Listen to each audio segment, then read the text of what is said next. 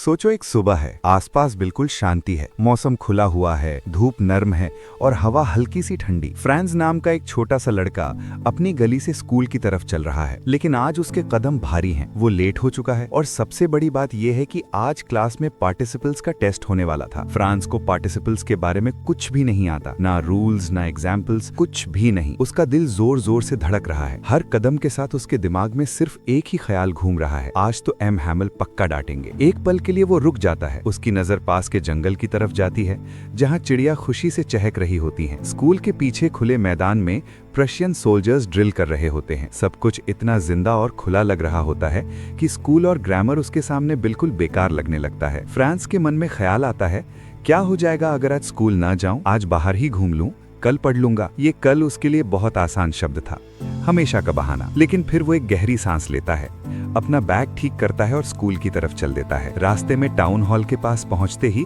वो देखता है कि बुलेटिन बोर्ड के सामने भीड़ लगी हुई है। कुछ लोग चुपचाप खड़े हैं, कुछ धीमी आवाज में बातें कर रहे हैं। पिछले 2 सालों से सारी बुरी खबरें इसी बोर्ड से आई थी। कभी फ्रांस की हार की खबर, कभी नई ऑर्डर्स, कभी किसी और रिस्ट्रिक्शन का नोटिस। फ्रांस वहां रुकता नहीं, लेकिन उसका मन बेचैन हो जाता है। उसे लगता है जैसे आज भी कुछ गलत हुआ है। जैसे ही वो आगे बढ़ता है, एक ब्लैकस्मिथ उसे देखकर बोलता है, अरे इतनी जल्दी मत भाग, स्कूल पहुंच जाएगा। फ्रांस समझ नहीं पाता कि वो मजाक कर रहा है या किसी बात की तरफ इशारा। वो बस अपना सर झुकाकर स्कूल की तरफ बढ़ जाता है। स्कूल के गेट के पास पहुंचकर ही फ्रांस को कुछ अजीब सा महसूस होता है। अंदर से कोई आवाज नहीं आ रही, न बच्चों का शोर, न बेंचेस खुलने बंद होने की आवाज, न रूलर की थप। जब वो धीरे से क्लासरूम का दरवाजा खोलता है तो उसे लगता है जैसे वो किसी और दुनिया में आ गया हो। सब कुछ बिल्कुल शांत है। बच्चे सीधे बैठकर अपनी सीट्स पर हैं और एम हैमिल क्लासरूम में आगे पीछे चल रहे हैं। फ्रांस शर्म से लाल पड़ जाता है। उसे लगता है अब तो पक्का डांट पड़ेगी, लेकिन एम हैमिल उसे प्यार से देखते हैं और कहते हैं, जल्दी अपनी जगह बैठ जाओ फ्रांस, हम तुम्हारा ही इंतजार कर रहे थे। ये सुनकर फ्रांस और ज्यादा हैरान हो जाता है। ये वही एम हैमिल हैं जो छोटी सी गलती पर भी रूलर उठा देते थे। अपनी सीट पर बैठने के बाद फ्रांस आसपास देखता है। पीछे की बेंचेस जो हमेशा खाली रहती थी, आज भरी हुई हैं। गांव के बुजुर्ग लोग वहां चुपचाप बैठे हुए हैं। ओल्ड हाउसर अपनी पुरानी प्राइमर बुक लेकर बैठा है, जिसके कोने घिस चुके हैं। फॉर्मर मेयर और पोस्टमास्टर भी वहां मौजूद हैं। सबके चेहरों पर उदासी और सीरियसनेस साफ दिख रही है। फ्रांस फिर एम हैमिल की तरफ देखता है और तब उसे एक और बात समझ आती है। आज एम हैमिल ने अपने स्पेशल कपड़े पहने हुए हैं, हरा कोट, फ्रिल्ड शर्ट और ब्लैक सिल्क कैप। ये कपड़े वो सिर्फ प्राइज डे या इंस्पेक्शन पर पहनते थे। आज का दिन नॉर्मल नहीं है। ये बात फ्रांस को अब धीरे धीरे समझ आ रही है। थोड़ी देर बाद एम हैमिल अपनी कुर्सी पर खड़े होते हैं और गहरी आवाज में बोलते हैं, बच्चों, आज मेरी आखिरी क्लास है। क्लासरूम में एकदम सन्नाटा छा जाता है। फिर वो बताते हैं कि बर्लिन से ऑर्डर आया है, अल्जेस और लोरेन के स्कूल्स में अब सिर्फ जर्मन पढ़ाई जाएगी। कल से नया मास्टर आएगा। आज तुम्हारी आखिरी फ्रेंच लेसन है। ये सुनते ही फ्रांस के दिमाग में सब कुछ घूमने लगता है। अब उसे समझ आता है कि बुलेटिन बोर्ड पर क्या लिखा था। उसके मन में एक साथ शर्म, दुख और गिल्ट आ जाता है। वो सोचता है, मैंने फ्रेंच कभी ढंग से सीखने की कोशिश ही नहीं की। हमेशा बुक्स को बोझ समझा, हमेशा खेल, घूमना और कल को चूज किया। आज जब फ्रेंच चली जा रही है, तब उसकी वैल्यू समझ आ रही है। जब फ्रांस पार्टिसिपल्स का रूल बोल नहीं पाता, वो अपना सर नीचे झुका लेता है। लेकिन एम हैमिल उसे डांटते नहीं। वो कहते हैं कि गलती सिर्फ फ्रांस की नहीं है, पेरेंट्स भी जिम्मेदार हैं जो बच्चों को पढ़ाई के बजाय काम पर भेज देते हैं। टीचर्स भी जिम्मेदार हैं जो कभी कभी पढ़ाई को लाइटली ले लेते हैं। और फिर वो फ्रेंच लैंग्वेज के बारे में बात करते हैं। वो कहते हैं कि लैंग्वेज सबसे बड़ी ताकत होती है। जब तक लोग अपनी लैंग्वेज को संभाल के रखते हैं, तब तक कोई उन्हें पूरी तरह से गुलाम नहीं बना सकता। राइटिंग पीरियड शुरू होता है। आज सिर्फ 2 शब्द लिखे होते हैं, फ्रांस, अल्जेस। ये शब्द बार बार लिखे जाते हैं। ऐसा लगता है जैसे क्लासरूम में छोटे छोटे फ्रेंच फ्लैग्स लहरा रहे हों। सब बच्चे बिल्कुल चुपचाप लिख रहे हैं। इवन छोटे बच्चे भी पूरी मेहनत से काम कर रहे हैं। सिर्फ पेन की आवाज सुनाई दे रही है। बाहर पिजन्स हल्की आवाज में बोल रहे होते हैं। फ्रांस उनकी तरफ देखकर सोचता है, क्या ये पिजन्स को भी जर्मन में गाना सिखाएंगे? ये सोच उसके दिल को और भारी कर देती है। धीरे धीरे वक्त आगे बढ़ता है। क्लॉक 12 बजाता है। चर्च की घंटी बजती है। साथ ही प्रशियन सोल्जर्स की ट्रम्पेट की आवाज क्लासरूम तक पहुंचती है। एम हैमिल खड़े होते हैं। उनका चेहरा बिल्कुल सफेद पड़ चुका होता है। वो ब्लैक बोर्ड की तरफ जाते हैं, चौक उठाते हैं और पूरी ताकत से लिखते हैं, वीव ला फ्रांस। वो रुक जाते हैं। उनसे और कुछ बोला नहीं जाता, बस वो अपना हाथ उठाकर इशारा करते हैं, school is dismissed, you may go. और उस पल फ्रांस समझ जाता है कि ये सिर्फ एक स्कूल का आखिरी दिन नहीं था, ये एक लैंग्वेज, एक पहचान और एक पूरी हिस्ट्री का आखिरी लेसन था। सोचो, एक सुबह है, शहर अभी पूरी तरह जगा भी नहीं है, सड़क के किनारे कूड़ा पड़ा है और उसी कचरे के ढेर के पास एक छोटा सा लड़का झुका हुआ कुछ ढूंढ रहा है। उसका नाम साहिब है। हर सुबह बिल्कुल इसी वक्त वो इसी जगह मिलता है, जैसे सुबह के पंछी। मैं उससे पूछती हूँ, तुम यहाँ क्या ढूंढ रहे हो? वो सीधा मेरी तरफ नहीं देखता, धीमी आवाज में बोलता है, गोल्ड। गोल्ड? कचरे में? उसके लिए गोल्ड का मतलब सोना नहीं, बल्कि वो चीज है जो उसके दिन का खाना बन सकती है। कभी एक सिक्का, कभी एक नोट, कभी सिर्फ उम्मीद। साहिब अपना घर छोड़कर यहाँ आया है। ढाका के ग्रीन फील्ड्स अब उसके लिए सिर्फ एक धुंधली सी याद हैं। बारिश और तूफान ने उनका सब कुछ बहा दिया, इसलिए वो शहर आया जिंदा रहने के लिए। मैं कैजुअली कह देती हूँ, स्कूल क्यों नहीं जाते? वो मुस्कुरा देता है, हमारे यहाँ स्कूल ही नहीं है, जब बनेगा तब जाऊंगा। मैं मजाक में कह देती हूँ, अगर मैं स्कूल बना दूं तो आओगे? जरूर, वो बिना सोचे बोल देता है। कुछ दिन बाद वो भागता हुआ आता है, स्कूल रेडी हो गया? और मुझे शर्म आ जाती है, क्योंकि मैं जानती हूँ ये सिर्फ एक वादा था, ऐसा ही वादा जो इस दुनिया के हर कोने में इन बच्चों से किया जाता है और कभी पूरा नहीं होता। साहिब का पूरा नाम है साहिब आलम, मतलब पूरी दुनिया का मालिक। पर सच ये है कि दुनिया ही उसकी मालिक है। वो और उसके जैसे कई बच्चे नंगे पांव सड़कों पर घूमते हैं। कोई कहता है पैसा नहीं, कोई कहता है परंपरा है, पर असल में ये सिर्फ एक नाम है, परमानेंट गरीबी का। इन्हीं बच्चों के साथ मुझे सीमापुरी ले जाता है मेरा रास्ता, दिल्ली के बिल्कुल पास, पर फिर भी बहुत दूर। यहाँ रहने वाले लोग 1971 में बांग्लादेश से आए थे। टिन और प्लास्टिक की छोटी छोटी झोपड़ियाँ, न पानी, न सीवर, न पहचान, बस राशन कार्ड, क्योंकि पहले खाना जरूरी है, आइडेंटिटी बाद में। यहाँ के बच्चे स्कूल नहीं जाते, यहाँ के बच्चे पार्टनर होते हैं सर्वाइवल के। कूड़ा उनके लिए सिर्फ गंदगी नहीं है, वो उनका सपना है, वो उनकी रोटी है, वो उनकी जिंदगी है। एक दिन साहिब टेनिस कोर्ट के बाहर खड़ा मैच देख रहा होता है। फेंस के इस तरफ वो और इस तरफ उसका सपना। उसके पैर में टेनिस शूज हैं, होल के साथ, किसी अमीर के बेकार जूते। पर जो कभी नंगे पांव चला हो, उसके लिए ये भी किसी खजाने से कम नहीं। फिर एक दिन मैं देखती हूँ, साहिब अब कूड़ा नहीं उठाता, उसके हाथ में स्टील का कैनिस्टर है। वो टी स्टॉल पर काम करता है, 800 रुपए और खाना। पर उसका चेहरा बदल गया है। प्लास्टिक बैग हल्का था क्योंकि वो उसका था, स्टील कैनिस्टर भारी है क्योंकि वो किसी और का है। साहिब अब अपना मालिक नहीं रहा। कहानी यही नहीं रुकती। अब मिलते हैं मुकेश से। मुकेश फिरोजाबाद में रहता है, बैंगल्स का शहर। यहाँ शीशे की चूड़ियाँ बनती हैं और उन्हीं के साथ बच्चों के सपने टूट जाते हैं। मुकेश के घर में सब बैंगल्स बनाते हैं। उसके दादा अंधे हो गए, उसके पिता थक चुके हैं, पर मुकेश अलग है। वो कहता है, मैं मैकेनिक बनना चाहता हूँ। मैं पूछती हूँ, दूर है गैराज? वो सीधा कहता है, मैं चल के जाऊंगा। ये छोटा सा जवाब, एक बड़ी सी हिम्मत। मुकेश के घर की औरतें धुएं भरे कमरों में खाना बनाती हैं। लड़कियां शीशे के टुकड़ों को जोड़ती हैं, बिना जाने कि एक दिन ये चूड़ियां उनकी अपनी कलाइयों में होंगी, पर रोशनी उनकी आंखों में नहीं होगी। यहाँ लोग कहते हैं, ये हमारा कर्म है, इस परंपरा को कैसे तोड़ें? गरीबी, कास्ट, बीच के दलाल, पुलिस, सिस्टम, सब मिलकर बच्चों के कंधों पर बोझ डाल देते हैं। और फिर बच्चा सीख लेता है, सपना देखना भी जुर्म है।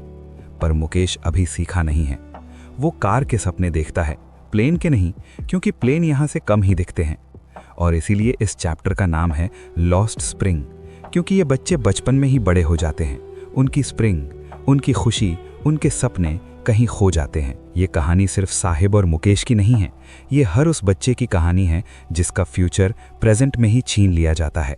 सोचो, एक ऐसा डर जो सिर्फ पानी से नहीं बल्कि यादों से जुड़ा हो। जब भी पानी दिखे, सांस रुक जाए, दिल इतनी तेज धड़कने लगे जैसे अभी डूब जाओगे। और ये डर सिर्फ बचपन का ना हो, बल्कि सालों तक तुम्हारे साथ रहे। ये कहानी है विलियम डगलस की, और ये सिर्फ स्विमिंग की कहानी नहीं है, ये डर को जीतने की कहानी है। विलियम डगलस जब छोटा था, तब उसे पानी से कोई खास प्रॉब्लम नहीं थी। वो बीचेस पर जाता था, वेव्स के साथ खेलता था, सब नॉर्मल था। पर एक दिन एक छोटा सा इंसिडेंट उसकी पूरी जिंदगी बदल देता है। वो लगभग 3 या 4 साल का था जब उसके पिता उसे बीच पर ले गए। उस दिन वेव्स काफी तेज थीं।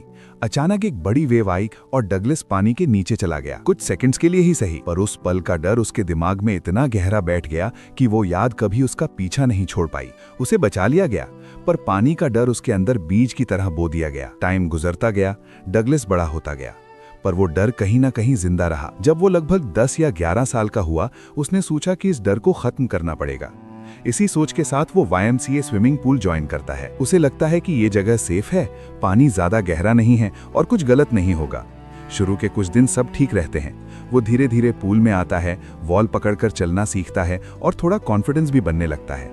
और फिर वो दिन आता है जो सब कुछ बदल देता है। उस वक्त पूल में कोई इंस्ट्रक्टर नहीं होता।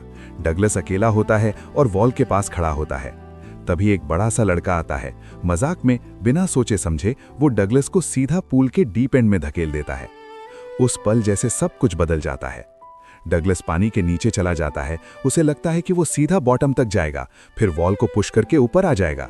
पर उसका अंदाजा बिल्कुल गलत होता है। वो नीचे ही गिरता जाता है। पानी उसके कानों, नाक और मुंह में भर जाता है। उसके पैर काम करना बंद कर देते हैं और हाथ बिल्कुल बेकार हो जाते हैं। उसका दिमाग जोर जोर से चिल्लाता है कि ऊपर जाओ, पर उसकी बॉडी उसकी बात सुन ही नहीं रही होती। वो पूरी ताकत लगाकर ऊपर आने की कोशिश करता है, लेकिन हर बार फेल होता है। अब पैनिक पूरी तरह से शुरू हो चुका होता है। उसे लगता है कि बस अब सब खत्म होने वाला है। आंखों के सामने धीरे धीरे अंधेरा छाने लगता है। दिमाग में सिर्फ एक ही आवाज गूंज रही होती है, I am going to die. वो पानी के नीचे गिरता है, फिर ऊपर आता है, फिर दोबारा नीचे चला जाता है और फिर सब कुछ ब्लैंक हो जाता है। जब उसे होश आता है, वो पूल के बाहर होता है।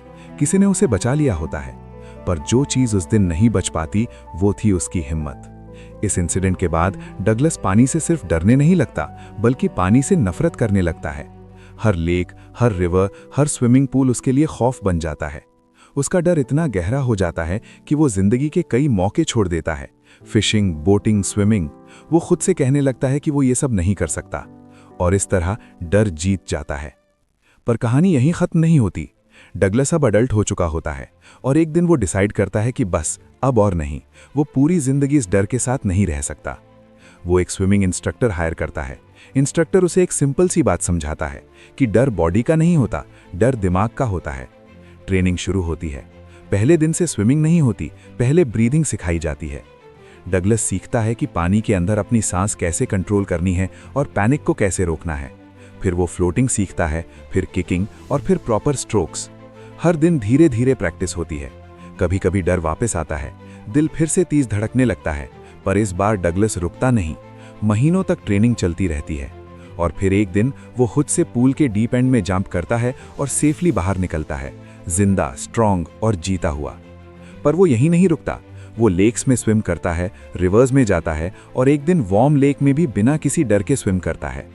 तब जाकर वो पूरी तरह से श्योर हो जाता है कि उसका डर खत्म हो चुका है। और तब वो लिखता है कि डर को सिर्फ फेस करके ही मारा जा सकता है, उससे भागकर नहीं। डीप वाटर हमें ये सिखाता है कि डर छोटा हो या बड़ा, अगर हम उसे अपने दिमाग में जिंदा रखेंगे तो वो पूरी जिंदगी हमें कंट्रोल करेगा। पर जिस दिन हम उसे चैलेंज कर देते हैं, उसी दिन हम जीतना शुरू कर देते हैं। ये कहानी सिर्फ स्विमिंग की नहीं है, ये हर उस डर की कहानी है जो तुम्हें आगे बढ़ने से रोक रहा है। और इसीलिए इस चैप्टर का नाम है डीप वाटर। सोचो एक ऐसी जिंदगी जहां ना कोई घर हो, ना कोई अपना और ना ही कल का भरोसा। हर सुबह सिर्फ इतना पता हो कि आज भी चलना है, कुछ बेचना है और रात कहीं भी गुजारनी है। द रैट रैप की कहानी इसी जिंदगी से शुरू होती है और धीरे धीरे ये कहानी लालच से दया तक का सफर बन जाती है। कहानी का मेन कैरेक्टर एक पेडलर है। वो रैट ट्रैप्स बनाता है, चूहों को पकड़ने के जाल, और उन्हें बेचकर अपना गुजारा करता है। उसके पास ज्यादा पैसा नहीं है, इसलिए अक्सर वो भीख भी मांगता है। लोग उसे या तो इग्नोर करते हैं या फिर शक की नजर से देखते हैं। शायद इसी वजह से उसके दिमाग में दुनिया को लेकर एक अजीब सी सोच बन जाती है। उसका मानना है कि पूरी दुनिया एक बड़े रैट ट्रैप की तरह है। जैसे रैट ट्रैप में चूहों को चीज का लालच दिया जाता है, वैसे ही दुनिया में इंसान को पैसा, पावर, कंफर्ट और सिक्योरिटी का लालच दिया जाता है। जैसे ही कोई इंसान इन चीजों के पीछे भागता है, वो फंस जाता है और फिर चाहे वो कितनी भी कोशिश करे, उस ट्रैप से बाहर निकलना मुश्किल हो जाता है। इसी सोच के साथ एक दिन वो चल रहा होता है जब रात हो जाती है और ठंड भी काफी ज्यादा होती है। अंधेरे और ठंड से बचने के लिए वो एक छोटी सी झोपड़ी के दरवाजे पर दस्तक देता है। अंदर एक ओल्ड क्रॉफ्टर रहता है। क्रॉफ्टर अकेला है और बात करने के लिए बेचैन भी। वो पेडलर को अंदर बुला लेता है, खाना खिलाता है और बातें करता है। बातें करते करते क्रॉफ्टर पेडलर को बताता है कि उसके पास 30 क्रोनर हैं जो उसने अपनी गाय का दूध बेचकर कमाए हैं। पेडलर चुपचाप सुनता रहता है, लेकिन उसका दिमाग काम करने लगता है। रात को जब क्रॉफ्टर सो जाता है, पेडलर लालच में आ जाता है और पैसे चुराकर भाग जाता है। जैसे ही वो जंगल में घुसता है, उसे अपनी ही थियरी याद आती है। उसे लगता है कि वो खुद दुनिया के रैट ट्रैप में फंस चुका है। जंगल के रास्ते उलझे हुए होते हैं। वो भटक जाता है और अंदर ही अंदर डर लगने लगता है कि कहीं पुलिस उसे पकड़ ना ले। अब पैसा उसके लिए खुशी नहीं बल्कि बोझ बन जाता है। किसी तरह वो जंगल से बाहर निकलता है और एक बड़े से घर के पास पहुंचता है। ये घर आयन मास्टर का होता है। अंधेरा होने की वजह से आयन मास्टर पेडलर को अपना पुराना दोस्त समझ लेता है, कैप्टन वॉन स्टेले। पेडलर सच बता सकता था, लेकिन ठंड, भूख और कंफर्ट का लालच उसे चुप रहने पर मजबूर कर देता है। आयन मास्टर उसे घर ले जाता है। गरम खाना, सॉफ्ट बेड और इज्जत, ये सब पेडलर के लिए बिल्कुल नया होता है। लेकिन सुबह जब आयन मास्टर उसका चेहरा ध्यान से देखता है तो उसे सच समझ आ जाता है। गुस्से में वो पेडलर को तुरंत घर छोड़ने के लिए कह देता है, क्योंकि वो किसी चोर को अपने घर में नहीं रखना चाहता। यहीं पर कहानी में एडला विल्मनसन एंटर करती है, आयन मास्टर की बेटी। एडला का नेचर अपने पिता से बिल्कुल अलग होता है। वो पेडलर को शांति से देखती है और महसूस करती है कि ये आदमी बुरा नहीं, सिर्फ मजबूर है। वो क्रिसमस के मौके पर पेडलर को घर में रहने के लिए रिक्वेस्ट करती है, बिना किसी दबाव के। एडला का व्यवहार पेडलर को पहली बार इंसानी इज्जत का एहसास कराता है। क्रिसमस का दिन आता है, घर सजता है और पेडलर को नए कपड़े मिलते हैं, लेकिन अंदर ही अंदर वो गिल्ट से भरा होता है, क्योंकि उसने क्रॉफ्टर के पैसे चुरा रखे होते हैं। रात को वो चुपचाप घर छोड़ देता है। सबको लगता है कि वो बस एक चोर था, लेकिन कुछ दिन बाद एडला को एक लेटर मिलता है। लेटर के साथ क्रॉफ्टर के पैसे और एक छोटा सा रैट ट्रैप होता है। लेटर में पेडलर लिखता है कि दुनिया सच में एक रैट ट्रैप है, लेकिन एडला ने उसे इस ट्रैप से निकलने का मौका दिया, इसलिए वो अपनी गलती सुधार रहा है। लेटर के एंड में वो अपना नाम साइन करता है, कैप्टन वॉन स्टेले। ये नाम पहले एक झूठ था, लेकिन अब एक नई पहचान बन चुका होता है। इस कहानी का मैसेज बिल्कुल क्लियर है, कोई भी इंसान जन्म से बुरा नहीं होता। अगर उसे थोड़ी सी इज्जत, थोड़ा सा भरोसा और थोड़ी सी दया मिल जाए तो वो अपनी जिंदगी का रुख बदल सकता है। द रैट ट्रैप हमें ये सिखाता है कि दुनिया में सबसे बड़ी ताकत पैसा नहीं बल्कि इंसानी दया है, और कभी कभी किसी को सुधारने के लिए सिर्फ इतना काफी होता है कि हम उसे एक इंसान की तरह ट्रीट करें, ना कि एक चोर की तरह। और इसीलिए इस चैप्टर का नाम है the rat trap. Indigo flamingo chapter 5 एक टर्निंग पॉइंट की कहानी है, जब गांधी ने इंडिया में सत्याग्रह को पहली बार एक प्रैक्टिकल मास वेपन बनाया। इस मूवमेंट में उन्होंने किसानों को सिर्फ न्याय नहीं दिलाया, बल्कि उनके अंदर का सबसे बड़ा दुश्मन डर को तोड़ दिया। ये एपिसोड लुइस फिशर की the life of Mahatma Gandhi से आता है। 1942 में सेवाग्राम आश्रम में फिशर गांधी से पूछता है, आपने ब्रिटिश को इंडिया छोड़ने को कब डिसाइड किया? गांधी कहते हैं, इसका रियल स्टार्ट 1917 चंपारण में हुआ। फ्लैशबैक, 1916 लखनऊ कांग्रेस। भीड़ में एक बिल्कुल आम, गरीब, थका हुआ किसान गांधी के पास आता है। राजकुमार शुक्ला, चंपारण का शेयर क्रॉपर यानी बटाईदार। वो सीधा इंसिस्ट करता है, आपको मेरे डिस्ट्रिक्ट चलना होगा। गांधी ने चंपारण का नाम तक ठीक से नहीं सुना होता, पर शुक्ला की जिद्दी लगन उन्हें हिला देती है। गांधी के अपॉइंटमेंट्स होते हैं, पर शुक्ला हर जगह साथ साथ चलता रहता है, लखनऊ से अहमदाबाद आश्रम तक। आखिर गांधी कहते हैं, ठीक है, मैं कलकत्ता अमुक दिन रहूंगा, वहां मिलना। मंथ्स बाद कलकत्ता में शुक्ला बिल्कुल अपॉइंटेड स्पॉट पर मिलता है। दोनों पटना जाते हैं। शुक्ला गांधी को वकील राजेंद्र प्रसाद के घर ले जाता है। राजेंद्र प्रसाद घर पर नहीं होते। सर्वेंट्स शुक्ला को पहचानते हैं और गांधी को भी एक और किसान समझ लेते हैं। यहीं कास्ट प्रेजुडिस का एक शार्प मोमेंट आता है। गांधी को वेल से पानी नहीं निकलने देते, डर कि कहीं अनटचेबल हुआ तो पानी पॉल्यूट हो जाएगा। एक बकेट पर रोक पूरे समाज का मिरर बन जाती है। गांधी सीधा चंपारण जाने के बजाय पहले मुजफ्फरपुर जाते हैं, क्योंकि उन्हें लगता है शुक्ला अकेला इनफ इन्फो नहीं दे पाएगा। वो प्रोफेसर जेबी कृपलानी को टेलीग्राम भेजते हैं। 15 अप्रैल 1917 रात 12 बजे ट्रेन मुजफ्फरपुर पहुंचती है। कृपलानी स्टूडेंट्स के साथ वेट कर रहा होता है। गांधी 2 दिन प्रोफेसर मलकानी के घर रहते हैं और बाद में कहते हैं कि छोटे शहरों में सरकारी प्रोफेसर का ऐसे होम रूल सपोर्टर को शेल्टर देना एक्स्ट्राऑर्डिनरी था, क्योंकि लोग डरते थे। न्यूज़ चंपारण तक फैल जाती है। शेयर क्रॉपर्स गांधी को देखने आने लगते हैं, लॉयर्स मिलते हैं, केसेस और फीस की बात। गांधी उन्हें टोक देते हैं, इतनी फीस किसानों से, और अपना मेथड क्लियर कर देते हैं। जब किसान क्रश्ड और फियर स्ट्रिकन हो तब कोर्ट्स भी बेकार हो जाते हैं। असली रिलीफ फियर से फ्रीडम है। फिर चैप्टर इंडिगो सिस्टम समझाता है। जमीन बड़ी एस्टेट्स में इंग्लिश प्लांटर्स मालिक। ओल्ड सिस्टम में किसानों को मजबूर किया जाता था कि अपनी जमीन का 15% यानी 3/20 इंडिगो उगाएं और क्रॉप रेंट के रूप में दे दें। फिर जर्मनी में सिंथेटिक इंडिगो आता है। नेचुरल इंडिगो का प्रॉफिट गिरने वाला होता है। प्लांटर्स किसानों से अग्रीमेंट्स करवाते हैं। 15% से छूट चाहिए तो कॉम्पनसेशन दो। इलिटरेट किसान साइन कर देते हैं। बाद में जब उन्हें सच पता चलता है वो रिफंड मांगते हैं। इसी स्टेज पर गांधी चंपारण आते हैं। चंपारण में गांधी फैक्ट्स कलेक्ट करते हैं। लैंडलॉर्ड्स एसोसिएशन का सेक्रेटरी कहता है आउटसाइडर को इन्फो नहीं मिलेगी। गांधी शांत जवाब देते हैं, मैं आउटसाइडर नहीं हूं। ब्रिटिश कमिश्नर उन्हें तुरंत डिस्ट्रिक्ट छोड़ने को कहता है, पर गांधी नहीं छोड़ते। वो मोतीहारी जाते हैं। स्टेशन पर बड़ा क्राउड उनका स्वागत करता है। इन्वेस्टिगेशन चलती रहती है। एक दिन खबर आती है पास के गांव में पेजेंट मैलट्रीट हुआ। गांधी एलिफेंट पर निकलते हैं, लेकिन पुलिस मैसेंजर ऑर्डर देता है वापस चलो। गांधी कंप्लाई करते हैं। घर पहुंचकर नोटिस मिलता है, चंपारण इमीडिएटली छोड़ो। गांधी रिसीट साइन करते हैं, पर साथ लिख देते हैं, मैं ऑर्डर डिसोबे करूंगा। समन्स आता है। गांधी रात भर जागकर राजेंद्र प्रसाद को टेलीग्राम, आश्रम को इंस्ट्रक्शंस और वाइसरॉय को रिपोर्ट भेजते हैं। अगले दिन मोतीहारी कोर्ट के बाहर हजारों किसान जमावड़ा कर लेते हैं। उन्हें गांधी का साउथ अफ्रीका रिकॉर्ड नहीं पता, बस इतना पता है कि कोई उनके लिए अथॉरिटी से टकरा गया है। ये क्राउड ही उनकी फियर टू करेज जर्नी का स्टार्ट बन जाता है। ऑफिशियल्स को समझ आता है क्राउड गांधी के बिना कंट्रोल नहीं होगा। गांधी उनकी हेल्प करते हैं, पोलाइट, फ्रेंडली पर अनशेकेबल। कोर्ट में गांधी गिल्टी प्लीड करते हैं, पर मॉरल रीजन देते हैं, कॉन्फ्लिक्ट ऑफ ड्यूटीज। लॉ तोड़ना एग्जाम्पल नहीं, पर ह्यूमैनिटेरियन सर्विस भी छोड़ नहीं सकते। बेल ऑफर होती है, गांधी रिफ्यूज कर देते हैं। जज उन्हें रिलीज करता है। कुछ दिनों बाद ऑर्डर आता है, केस ड्रॉप। मॉडर्न इंडिया में सिविल डिसोबीडियंस की ये पहली बड़ी मॉरल विक्ट्री बन जाती है। इसी दौरान राजेंद्र प्रसाद और लॉयर्स आ जाते हैं। पहले सोचते हैं गांधी जेल गए तो क्या होगा, फिर रियलाइज होता है गांधी स्ट्रेंजर होके भी किसानों के लिए जेल जाने को रेडी है। अगर हम पीछे हटे तो शेमफुल होगा। वो डिसाइड करते हैं हम भी जेल जाएंगे। गांधी कहते हैं चंपारण की बैटल जीत ली गई है। इंक्वायरी में लगभग 10,000 स्टेटमेंट्स कलेक्ट होते हैं। Lieutenant governor sir Edward Gait के बाद ऑफिशियल कमीशन बनता है, जिसमें गांधी पेजेंट्स का सोल रिप्रेजेंटेटिव होता है। एविडेंस इतना स्ट्रांग होता है कि प्लांटर्स रिफंड के लिए मान जाते हैं। गांधी फुल रीपेमेंट नहीं, पहले 50% बोलते हैं, और जब 25% ऑफर होता है तो एक्सेप्ट कर लेते हैं। गांधी समझाते हैं पैसा सेकेंडरी है, मेन बात यह है कि प्लांटर्स को पहली बार सरेंडर करना पड़ा है, पैसा और प्रेस्टीज दोनों।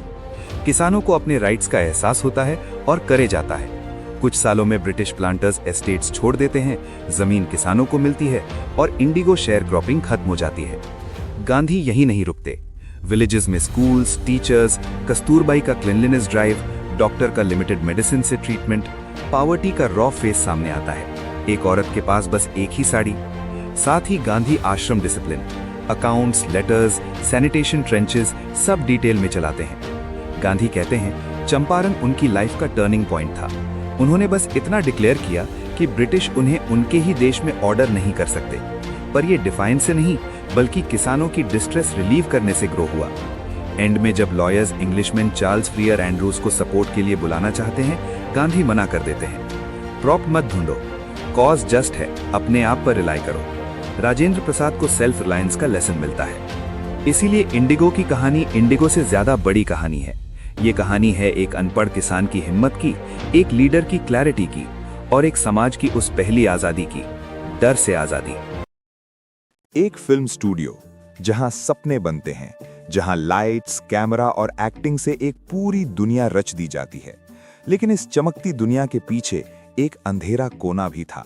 एक ऐसा कोना जहां बैठता था एक ऐसा इंसान जो ना हीरो था न विलेन, बस एक राइटर था।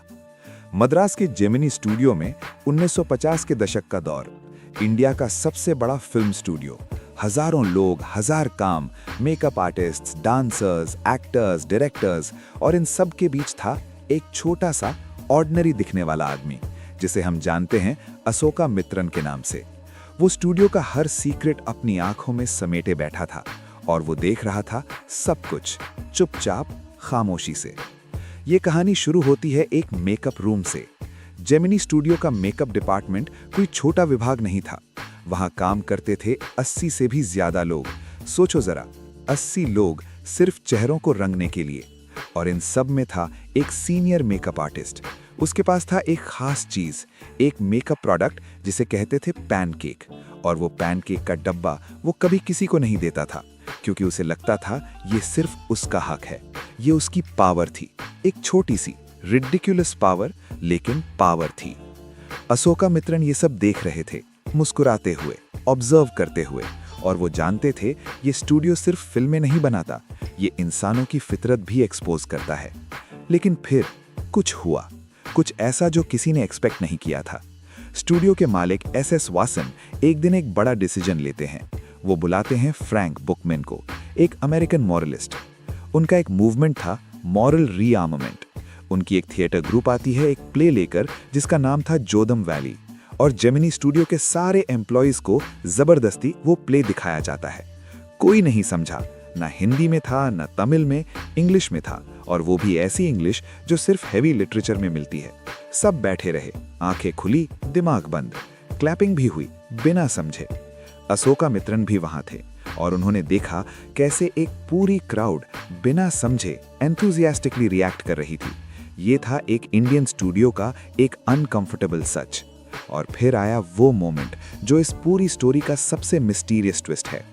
कुछ टाइम बाद जेमिनी स्टूडियो में आते हैं एक और फॉरेन गेस्ट, एक ब्रिटिश, एक पोएट, एक एडिटर, जिनका नाम था स्टीफन स्पेंडर। वो आते हैं एक इंग्लिश लिटरेरी मैगजीन लेकर जिसका नाम था द एनकाउंटर। अशोका मित्रन उन्हें देखते हैं, सुनते हैं, लेकिन उस वक्त वो ये नहीं जान पाते कि ये कौन है, क्यों आए हैं। और ये क्वेश्चन उनके मन में सालों तक रहता है, एक मिस्ट्री की तरह, अनसॉल्व्ड। सालों बाद जब अशोका मित्रन एक पुरानी मैगजीन पलटते हैं, तब उन्हें पता चलता है कि दी एनकाउंटर, वो मैगजीन CIA के पैसे से चलती थी। ये था कोल्ड वॉर का एक कल्चरल वेपन, लिटरेचर के नाम पर प्योर पॉलिटिक्स। एक इनोसेंट पोएट एक बड़े गेम का पॉन, और अशोका मित्रन जो सिर्फ एक स्टूडियो एम्प्लॉय थे, उन्होंने इस पूरी दुनिया को अपनी आंखों से ऑब्जर्व किया और फिर पेन उठाया। ये चैप्टर सिखाता है कि एक राइटर वो होता है जो साइडलाइंस पर बैठकर भी पूरी दुनिया देख सकता है, जो चुप रहकर भी सबसे ज्यादा बोल्डली बोलता है, जो एक पैनकेक के डब्बे में भी इंसानी ईगो देख लेता है, और जो एक ऑर्डिनरी प्ले में एक एक्स्ट्रा ऑर्डिनरी ट्रूथ ढूंढ लेता है। जेमिनी स्टूडियो की वो वॉल्स आज भी हैं, वो मेकअप रूम शायद नहीं, वो पैनकेक का डब्बा भी कहीं खो गया, लेकिन अशोका मित्रन की पेन से निकले वो वर्ड्स आज भी अलाइव हैं, क्योंकि सच कभी मेकअप नहीं लगाता। एक सवाल, अगर कोई आपकी जिंदगी का सबसे बड़ा राज पूछ ले कैमरे के सामने, तो आप क्या करेंगे? जवाब दोगे या भाग जाओगे? यही डिलेमा है उन हजारों सेलिब्रिटीज का जिनसे इंटरव्यू लिया गया, और आज हम उसी दुनिया को पास से देखने जा रहे हैं। क्लास 12 का चैप्टर 7, दी इंटरव्यू। ये सिर्फ एक चैप्टर नहीं है, ये एक मिरर है जर्नलिज्म का, शोहरत का और इंसानी साइकोलॉजी का। तो अगर आपको बोर्ड एग्जाम में फुल मार्क्स चाहिए और सच में समझना है कि उम्बर्टो इको ने क्यों कहा, मैं एक प्रोफेसर हूं जो संडेज को नॉवेल्स लिखता हूं, तो अगले 7-8 मिनट स्क्रीन से मत हटाओ। ये चैप्टर है क्रिस्टोफर सिल्वेस्टर का, जो 1959 में पैदा हुए, कैम्ब्रिज के पीटर हाउस से हिस्ट्री पढ़ी और प्राइवेट आई न्यूज़पेपर के लिए 10 साल तक रिपोर्टर रहे। ये चैप्टर उनकी famous book the penguin book of interviews के इंट्रोडक्शन से लिया गया है, एक एंथोलॉजी जो 1859 से आज तक के इंटरव्यूज को कवर करती है। सिल्वेस्टर की एक सिंपल सी बात है, इंटरव्यू एक आदत बन चुका है। आज जो भी लिटरेट है उसने किसी ना किसी इंटरव्यू को पढ़ा है, और दूसरी तरफ हजारों सेलिब्रिटीज बार बार इंटरव्यू दे चुके हैं। अब सुनिए एक इंटरेस्टिंग बात। कुछ लोग मानते हैं कि इंटरव्यू एक आर्ट है, सच उगलवा लेने का सबसे पावरफुल जरिया। ये एक ऐसा दरवाजा है जो किसी भी इंसान के अंदर की दुनिया खोलती है। डेनिस ब्रायन ने लिखा, आज हमारे कंटेम्प्रेरीज की सबसे विविड तस्वीरें इंटरव्यूज के जरिए ही आती हैं, और इसलिए इंटरव्यूअर के पास अनप्रेसिडेंटेड पावर होती है। वो एक सवाल पूछता है और पूरी दुनिया जवाब सुनती है। लेकिन सब लोग इंटरव्यू से प्यार नहीं करते और यहां से चैप्टर का सबसे इंटरेस्टिंग हिस्सा शुरू होता है, फेमस लोगों की नाज, नफरत और रिएक्शन। पहले आते हैं V S Naipaul, Nobel prize winner. उनका मानना था कि इंटरव्यू से इंसान घायल होता है। वो कहते थे कि इंटरव्यू देने के बाद आदमी अपना कुछ हिस्सा खो देता है। सोचिए, जो इंसान पूरी दुनिया को शब्दों से जोड़ता है, वो खुद इंटरव्यू से डरता था। फिर आते हैं Lewis Carroll, Alice in Wonderland के क्रिएटर। ये वही इंसान हैं जिन्होंने बच्चों के लिए एक जादुई दुनिया बनाई, लेकिन खुद उन्होंने एक भी इंटरव्यू नहीं दिया। उन्हें इंटरव्यूअर से नफरत नहीं थी, उन्हें नफरत थी इस बात से कि लोग उन्हें सेलिब्रिटी की तरह ट्रीट करते थे। वो बाद में घमंड से सुनाते थे कि उन्होंने कैसे पत्रकारों को चुप कराया। और अब आता है सबसे धमाकेदार नाम, रडयार्ड किपलिंग, जंगल बुक वाले। उनकी पत्नी कैरोलिन ने 14 अक्टूबर 1892 की डायरी में लिखा कि उनका पूरा दिन बर्बाद हो गया बॉस्टन के 2 रिपोर्टर्स की वजह से। और किपलिंग ने रिपोर्टर्स से डायरेक्टली कहा, किपलिंग, मैं इंटरव्यू क्यों नहीं देता? क्योंकि ये अनैतिक है, ये एक अपराध है, जैसे किसी पर हमला करना। ये कायरता है, ये घटियान है। कितनी कड़ी बात। लेकिन ट्विस्ट ये है, किपलिंग खुद कुछ साल पहले मार्क ट्वेन का इंटरव्यू ले चुके थे। यानी जो काम दूसरों के लिए अपराध मानते थे, वो खुद कर चुके थे। फिर H G. Wells, the time machine वाले, उन्होंने 1894 में इंटरव्यू को एक ऑर्डील यानी यातना कहा। लेकिन 40 साल बाद वो खुद जोसेफ स्टालिन का इंटरव्यू लेने पहुंच गए। ये है इंटरव्यू की ताकत, अपने कट्टर विरोधी को भी अपनी तरफ खींच लेती है।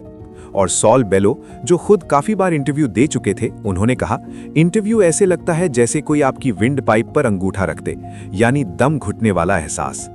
अब सिल्वेस्टर एक बहुत इंटरेस्टिंग कंपैरिजन करते हैं। वो कहते हैं, कुछ आदिम संस्कृतियों में यह माना जाता था कि अगर कोई आपकी तस्वीर खींच ले तो वो आपकी आत्मा चुरा लेता है। बिल्कुल वैसे ही कुछ सेलिब्रिटीज इंटरव्यू को अपनी पहचान पर हमला मानते हैं। जैसे एक फोटोग्राफर सिर्फ रंग और रोशनी कैप्चर नहीं करता, वो कुछ छीन लेता है।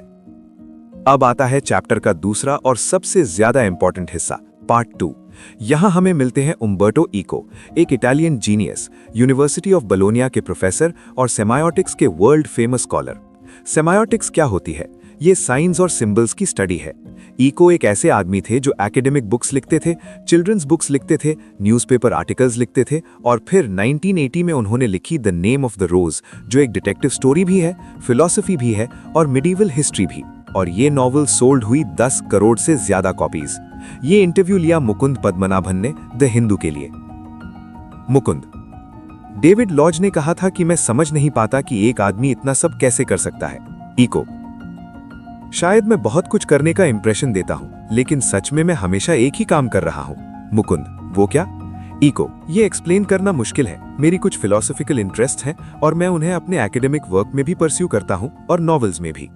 मेरे बच्चों की किताबें भी अहिंसा और शांति पर हैं। फिर इको एक रेवोल्यूशनरी बात कहते हैं।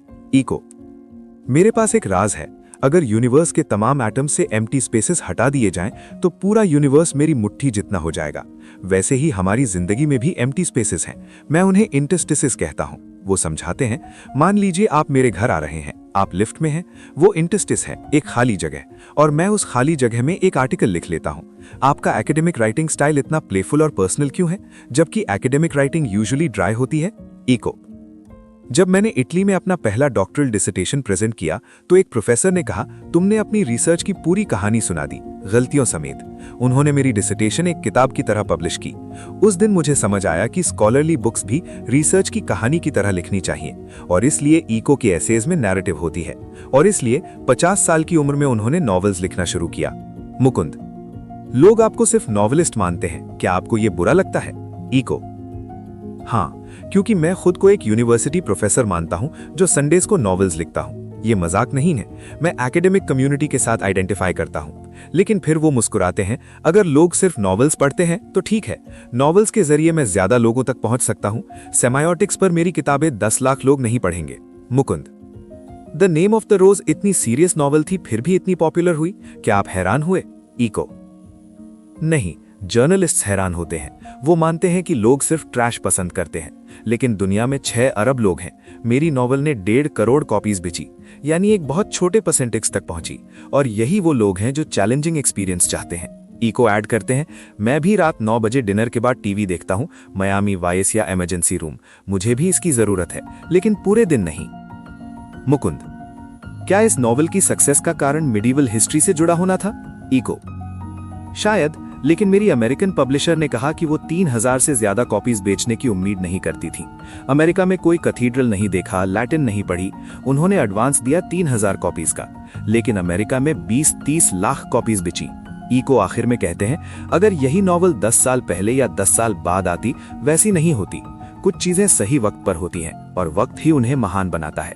ये सक्सेस एक मिस्ट्री है। तो दोस्तों, ये था दी इंटरव्यू चैप्टर का पूरा सफर। किपलिंग ने कहा इंटरव्यू अपराध है, कैरल ने दूर भागा, नायपॉल ने कहा आत्मा लुट जाती है, लेकिन उम्बर्टो ईको ने उसे एक अवसर बनाया अपनी बात दुनिया तक पहुंचाने का। और शायद यही फर्क है एक आम इंसान और एक महान इंसान में, कि वो हर जरिए को, हर खाली जगह को, हर इंटरस्टिस को एक मौके में बदल देता है।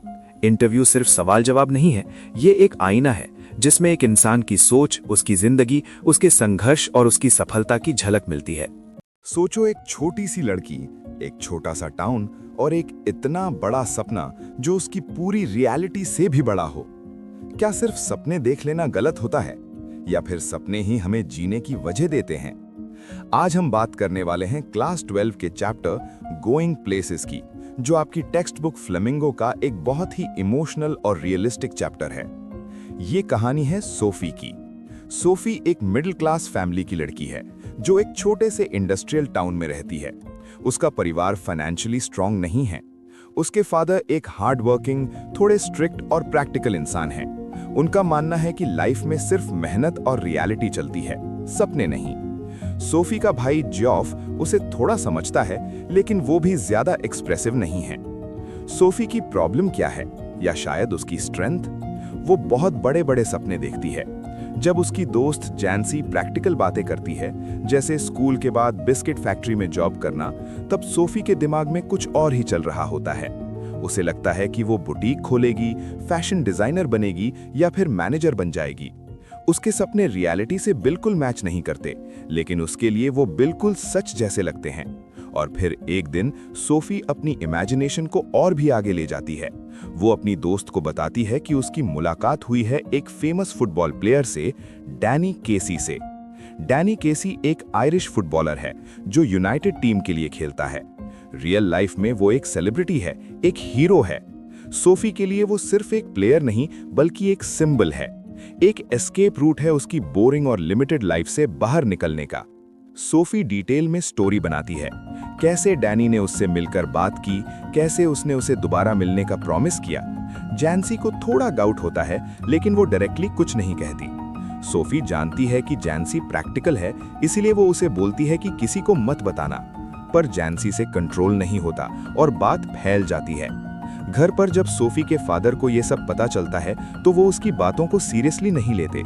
उनके लिए ये सब सिर्फ बचकानी फैंटेसीज हैं।